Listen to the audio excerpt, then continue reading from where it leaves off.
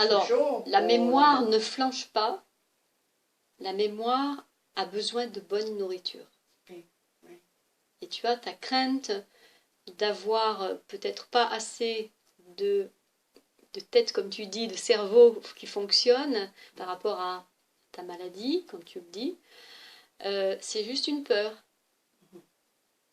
C'est juste une peur qui te traverse et tu peux vraiment faire ce que tu as à faire. La mémoire, il faut juste la nourrir. Il faut juste la nourrir, c'est tout. Et, et faire ce que tu as à faire. Voilà. Je suis sûre que tu vas le faire, ce livre. Et qui va être extraordinaire. Oui, Extraordinaire. j'aimerais bien. Ouais. J'ai pensé même, peut-être pas un livre, mais quelque chose sur Internet. Oui, des nouvelles, un site quelque sur- chose que l'on puisse lire. Oui, bah, Oui. tu peux faire un blog aussi déjà, tu Oui, vois. c'est ça. Voilà. Mais Donc ça, pour c'est moi, un joli rêve d'apprendre que de tu vas faire réaliser. un blog, parce que je suis pas Oui, très mais il y a des gens dégourdie. qui peuvent t'aider dans tout ça. Je peux te donner des pistes. Ah, Oui, des gens qui font ça avec gentillesse. oui. Ouais. Oui. Ok, alors ça, c'est vraiment un rêve magnifique hein, auquel tu vas donner vie. Hein. Oui. C'est en train de... T'as pas la sensation qu'il y a plein de petites cellules qui sont en train de comment dire, de bouger de partout là et que c'est en train de monter quoi en toi. Oui, oui, oui, Là, oui. c'est ce que je ressens chez toi en fait. Oui, Je le oui. vois dans tes yeux aussi. Tu vois, Oui, c'est quelque oui. chose qui Je est en train de travaille pétiller. à ce moment parce qu'on dit avec la maladie que j'ai, que c'est le syndrome de fatigue chronique, fibromyalgie. En Fibromyalgie. Angleterre, on appelle ça MI. MI, oui. Et j'ai eu pendant des années. Mhm. J'ai eu depuis 88. Est-ce que tu as peut-être essayé d'aller voir ce qu'il y avait derrière cette soi-disant MI, cette fibromyalgie?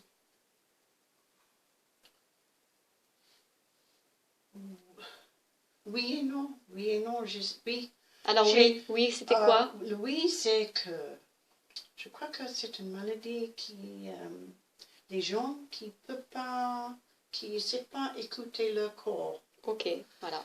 Et j'ai pas pu écouter mon corps. Et pousser. Souvent, c'est les athlètes, Oui. les gens qui sont dans la compétition, qui se poussent. qui se poussent. Ils se rendent pas compte que C'est trop violent. c'est trop pour le corps. C'est trop violent pour le corps. Alors, j'ai dû essayer d'apprendre comment écouter le corps, mon corps. Et tu as fait comment pour l'écouter, ton corps? Mais je ne peux pas dire que je suis arrivée. Mais tu persistes. Oui. Voilà, tu persévères. Je suis beaucoup mieux que j'étais. Tu Mais c'est persévères. ça, la maladie se force. Ouais. Si on n'écoute pas, si on n'écoute pas son corps, on peut être très très malade avec cette maladie. On peut être dans une chambre au lit, peut pas supporter lumière, presque peut pas manger, on a énergie de rien. Je connais les symptômes. Ça peut être très très grave. C'est comme tu le dis, il y a quelque chose derrière qui fait penser que voilà, il y a un moment donné peut-être derrière cette soi-disant maladie, ce qui est simplement le mal à dire, hein, quelque chose qu'on n'a pas pu dire aussi, hein, ou qu'on n'a pas pu se dire. Oui. Il y a peut-être cette sensation d'avoir été trop loin, d'avoir été trop violent avec soi-même, hein, avec son corps, et donc avec notre corps physique, et qui est notre véhicule, hein, sans ce véhicule, on n'est pas là, quoi, on ne peut pas être là. Et c'est vrai que ce véhicule, c'est comme notre véhicule à essence, hein. Si on ne fait jamais de révision, si on ne lui bichonne pas, si on ne fait pas de vidange, si on ne change pas quelques pièces de temps en temps, enfin, tu vois, pour essayer de garder cette voiture le plus longtemps possible, elle va claquer, quoi. À un moment donné, tu vas te retirer dessus et qu'est-ce qui se passe? Clac, tu vas te retrouver en panne. Et c'est exactement ce qui se passe avec notre corps. Tu l'as compris? Donc voilà, tu l'as vécu en plus, puisque tu te retrouves aujourd'hui avec cette, on va dire, cette maladie, hein. Mais c'est tout simplement le fait que ton corps, il a fait rideau, qu'il a dit stop, à un moment donné, et que c'était pour lui la façon de se faire entendre. Voilà, mais ça tu l'as compris maintenant. Mais beaucoup de gens parlent d'un plafond vitré. Oui, exact. Que, on arrive là, mais on ne peut pas aller plus loin. Le plafond vitré est là, et tu ne peux pas aller au-dessus, c'est ça que tu es en train de me montrer. Peut-être là, mais dès que... Dès que tu veux, hop, tu ne peux pas dépasser. Ça t'écrase en fait. C'est la sensation que tu as eue. Et j'ai appris comment vivre dedans. Oui.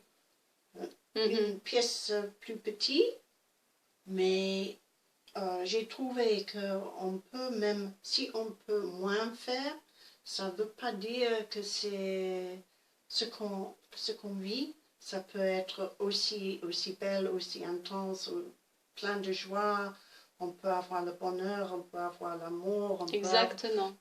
J'ai pu avoir tout ça dans cette pièce avec. Ok. Oui. Mais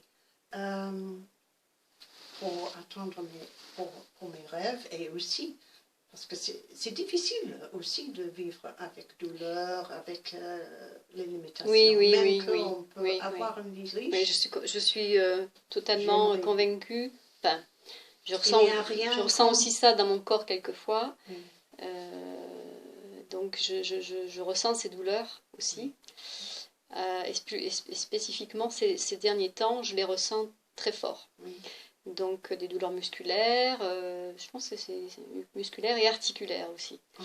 Donc comme beaucoup de personnes, mais là c'est vrai que depuis quelque temps je ressens ça plus fréquemment. Et que je m'interroge, alors j'interroge mon corps, je me parle en fait, hein, je lui parle et je vais vers les endroits où j'ai des douleurs, où j'ai mal. Et bon, déjà je me fais des massages, je passe des huiles essentielles, j'essaye de soulager déjà. Mais après derrière, c'est vrai qu'il faut aller comprendre, hein. Il faut aller chercher qu'est-ce qui se passe derrière tout ça, quoi.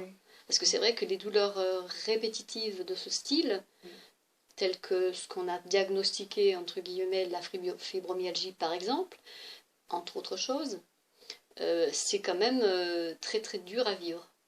Très très dur à vivre. Hein. J'ai vu d'autres personnes dans ce cas, d'autres personnes qui sont venues à moi avec ces maladies, c'est très très dur à vivre. Voilà. Notamment une personne que tu avais dû rencontrer au cours sur Puchéric. Voilà, une parenthèse, c'était une dame au tout début qui venait, une Sandrine, je ne sais pas si tu te souviens, et qui avait énormément de difficultés pour se déplacer déjà. Elle, c'était vraiment un niveau et avec des douleurs insupportables. Voilà. Et elle a été hospitalisée plusieurs fois à cause de ça. Voilà. Donc là, quand c'est aussi fort, c'est vraiment... C'était la personne qui était partie tout d'un coup je sais plus, parce qu'on a tellement vu de personnes, mais voilà, toi la parenthèse me fait penser à cette personne, qui effectivement était dans cette souffrance. Voilà. Ok. Donc, ne pas hésiter effectivement d'aller voir derrière tout ça, qu'est-ce qu'il y a, qu'est-ce que mon corps veut me dire, comment je peux aussi changer ça, hein, tout doucement, mais d'abord en l'accueillant, parce que parler trop vite, non plus.